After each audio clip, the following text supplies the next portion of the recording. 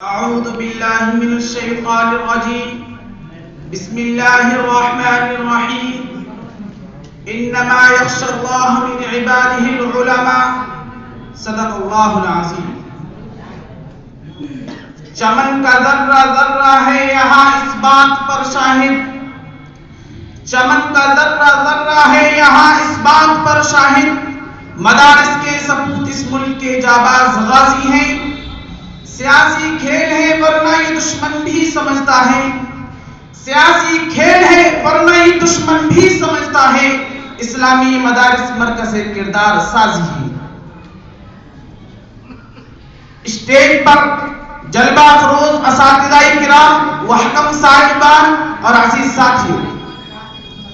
سقوط دہلی کے بعد جب مسلمانوں کو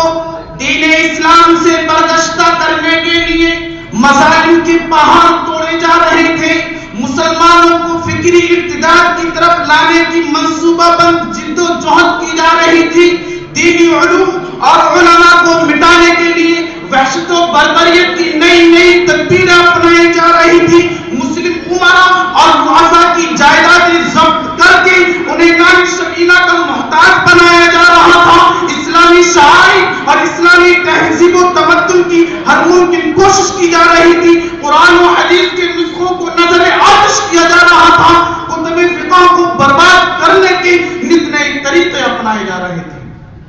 الغرض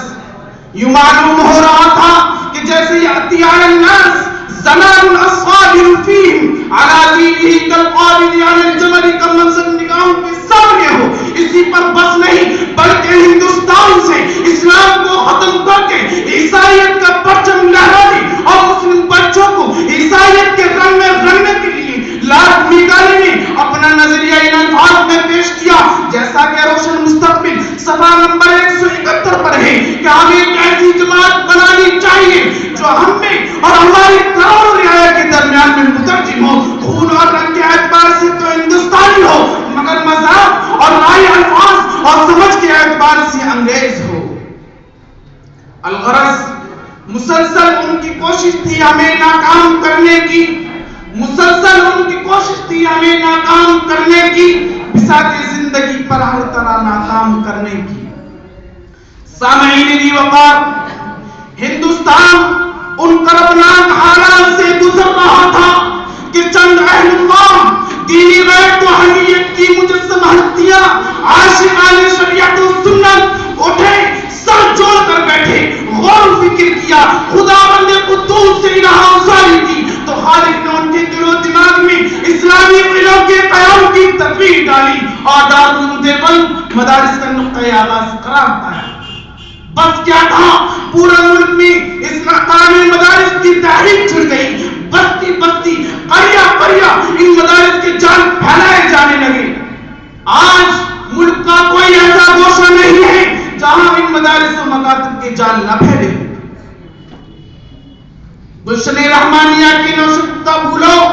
مدارس اسلامیہ اسلامی تہذیب و روایت کی حفاظت کے امین اور قلعے ہیں جنہوں نے ملت اور شریعت کو نقصان پہنچانے والی ہر تحریک کا مقابلہ کیا مدارس اسلامیہ دینی اسلام کے وہ وسائل ہیں جنہوں نے کتاب و سنت پر ہر کیلی کرنے والے ہر مشن کا خاتمہ کیا مدارس اسلامیہ دینی اسلام کے وہ ذرائع ہیں جنہوں نے کتاب و سنت کی نشر و اشاعت کا بیڑا اٹھایا مدارس اسلامیہ ہی ہیں جنہوں نے باطل فرقوں کا تعاقب کیا مدارس اسلامیہ ہی ہیں جنہوں نے عیسائیت کو ہندوستان سے راہ برائے اختیار کرنے پر مجبور کیا مدارس اسلامیہ ہی ہیں جنہوں نے غیر مقلد دوبریت مودودیت شیعیت اور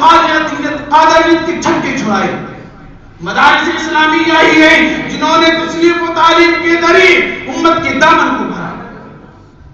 سامعین گرامی لہذا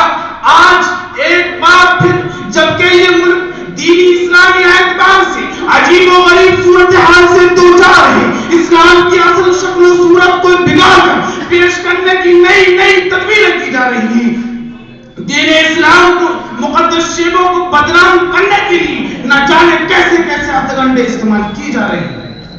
خوشنما عناوین کے لیبل لگا کر جگہ جگہ عیسائیت کے تعلیم کی مراکز قائم کی جا رہی ہیں ان نازک حالات میں ضرورت اس بات کی ہے کہ ان مدارس میں بچوں کو داخل کر کے فتنوں کے مقابلے کے لیے تیار کیا جائے. ان مدارس میں بچوں کو داخل کر کے انہیں ناموس محمدی کا محافظ بنایا جائے، کیونکہ موجودہ دور میں ان مدارس و مکاتب کے بغیر یہ چیز ناممکن ہو کر رہ گئی ہے. اسی ضرورت کا اظہار علامہ اقبال نے ان الفاظ میں کیا تھا کہ ان مدارس کو اسی حالت میں رہنے دو، غریب مسلمانوں کے بچوں کو انہی مدارس میں پڑھنے دو. اگر یہ ملا درویش نہ رہے تو جانتے ہو کیا ہوگا؟ جو کچھ ہوگا میں انہیں اپنی آنکھوں سے دیکھ آیا ہوں. میں اسی پر اپنی توجہ کو